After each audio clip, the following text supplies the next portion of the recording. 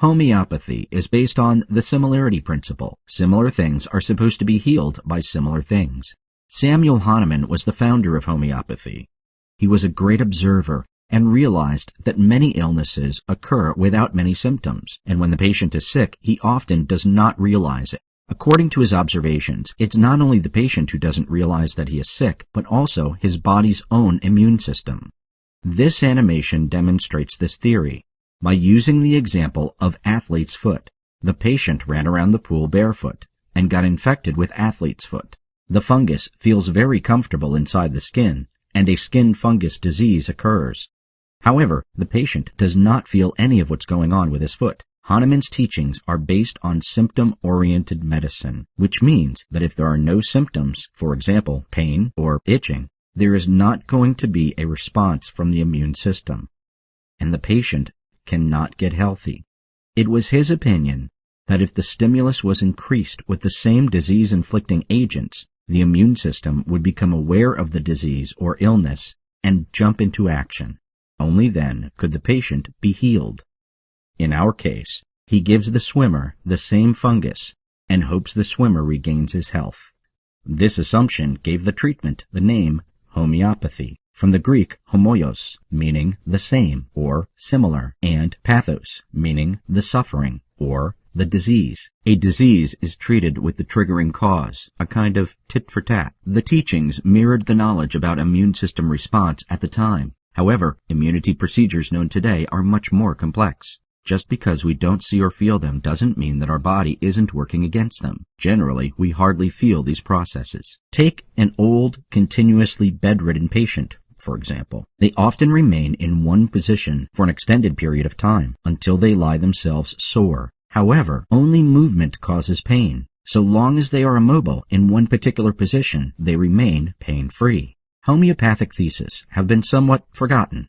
Today, homeopathy is more of a counterpart, in opposition to treatment-oriented conventional medicine. Treatment-oriented means the patient is treated to death.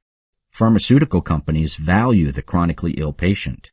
Imagine if all high blood pressure patients, all diabetics, etc., were suddenly cured. Human warmth, compassion, and time have become rare in contemporary conventional medicine. This has surely contributed to conventional medicine's bad reputation and supported the emergence of alternative methods of treatment, known as alternative medicine. This is not necessarily useful, because in the sometimes fanatical struggle between supporters of conventional and alternative medicine, a certain group is often not served best: patients. The right approach is prevention-oriented medicine. Unfortunately, this is still in its infancy. Why is that so? Today, treatment and symptom-oriented medicine, meaning homeopathy, is a lucrative field. Many people believe that homeopathy is something natural and biological, while conventional medicine represents the chemical mace. These assumptions are completely false, and this will be illustrated in an example shortly. For example, penicillin, a well-known antibiotic, is a product made from mold. Nature is an eternal battleground. Plants fight with bacteria and microbes just as much as we do. During the course of evolution, many of these plants have developed substances to efficiently defend themselves against microorganisms. Many of these natural substances are the foundation for contemporary medications.